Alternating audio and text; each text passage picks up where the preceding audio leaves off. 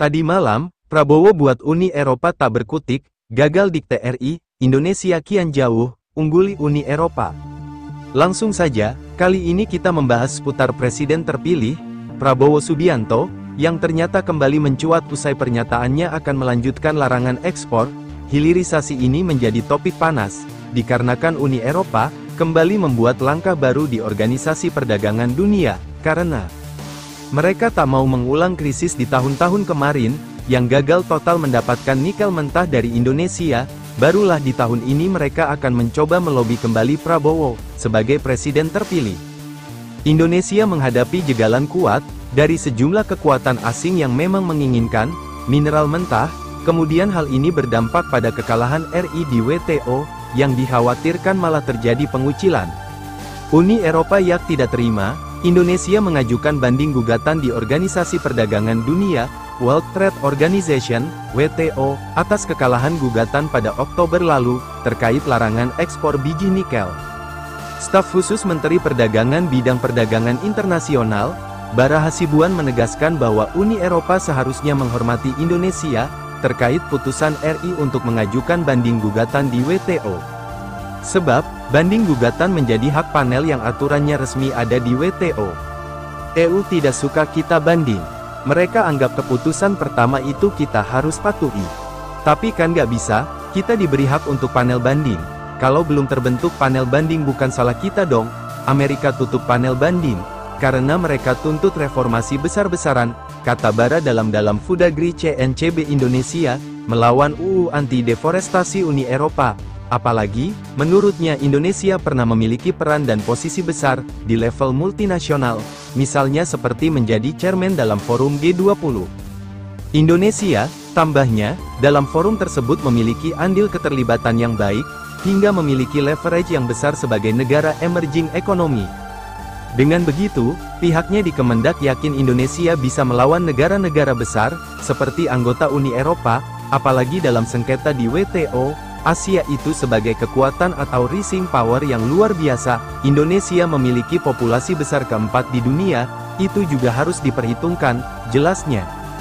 Pihaknya sendiri di Kemendak mengaku juga terus melakukan langkah-langkah demi kesejahteraan komoditi lokal di pasar luar negeri, seperti mengajukan keberatan UU EUDR di forum multilateral, hingga mencari dukungan negara-negara yang juga terdampak kebijakan tersebut. Presiden RI Joko Widodo, Jokowi, pun buka suara perihal kebijaknya yang banyak pertentangan dari berbagai pihak, baik dari Uni Eropa bahkan yang terbaru adalah Dana Moneter Internasional, IMF. Namun Presiden Jokowi terlihat tak gentar. Ia menyatakan bahwa Indonesia harus meneruskan program hilirisasi di dalam negeri. Oleh sebab itu, hilirisasi ini apapun harus kita teruskan, meskipun kita digugat oleh WTO, meskipun kita diberikan peringatan oleh IMF, apapun barang ini harus kita teruskan, tegas Presiden Jokowi. Bagi Jokowi, hilirisasi menjadi hal penting untuk mendorong Indonesia menjadi negara maju. Jadi, tak hanya hilirisasi di sektor pertambangan melainkan juga di sektor lainnya juga seperti perikanan, pertanian, karena menurut saya ada dua hal penting yang menyebabkan kita bisa melompat menjadi negara maju. Pertama, pengembangan SDM karena bonus demografi yang sukses dilakukan, sekarang ini belum. Kalau itu bisa dilakukan, hilirisasi berhasil untuk perkebunan perikanan pertanian. Kalau hitungan World Bank, IMF, OECD di tahun 2040 sampai tahun 2045 saya yakin ini bisa agak maju, tuturnya. Presiden Jokowi pun mengungkapkan dampak hilirisasi nikel, yang sudah dijalankan. Indonesia sudah menyerap lapangan kerja, jauh berlipat-lipat dibandingkan ketika hanya menjual mineral mentah. Kali ini kita membahas seputar Presiden terpilih, Prabowo Subianto, yang ternyata kembali mencuat usai pernyataannya akan melanjutkan larangan ekspor. Hilirisasi ini menjadi topik panas, dikarenakan Uni Eropa, kembali membuat langkah baru di Organisasi Perdagangan Dunia, karena mereka tak mau mengulang krisis di tahun-tahun kemarin, yang gagal total mendapatkan nikel mentah dari Indonesia. Barulah di tahun ini mereka akan mencoba melobi kembali Prabowo, sebagai presiden terpilih. Indonesia menghadapi jegalan kuat, dari sejumlah kekuatan asing yang memang menginginkan mineral mentah, kemudian hal ini berdampak pada kekalahan RI di WTO, yang dikhawatirkan malah terjadi pengucilan. Uni Eropa yang tidak terima, Indonesia mengajukan banding gugatan di Organisasi Perdagangan Dunia, World Trade Organization, WTO, atas kekalahan gugatan pada Oktober lalu, terkait larangan ekspor biji nikel. Staf khusus Menteri Perdagangan Bidang Perdagangan Internasional, Bara Hasibuan menegaskan bahwa Uni Eropa seharusnya menghormati Indonesia, terkait putusan RI untuk mengajukan banding gugatan di WTO. Sebab, banding gugatan menjadi hak panel yang aturannya resmi ada di WTO. EU tidak suka kita banding. Mereka anggap keputusan pertama itu kita harus patuhi. Tapi kan nggak bisa, kita diberi hak untuk panel banding. Kalau belum terbentuk panel banding bukan salah kita dong. Amerika tutup panel banding, karena mereka tuntut reformasi besar-besaran, kata Bara dalam Food Agri CNCB Indonesia, melawan UU anti-deforestasi Uni Eropa. Apalagi, menurutnya Indonesia pernah memiliki peran dan posisi besar, di level multinasional, misalnya seperti menjadi chairman dalam forum G20. Indonesia, tambahnya, dalam forum tersebut memiliki andil keterlibatan yang baik, hingga memiliki leverage yang besar sebagai negara emerging economy.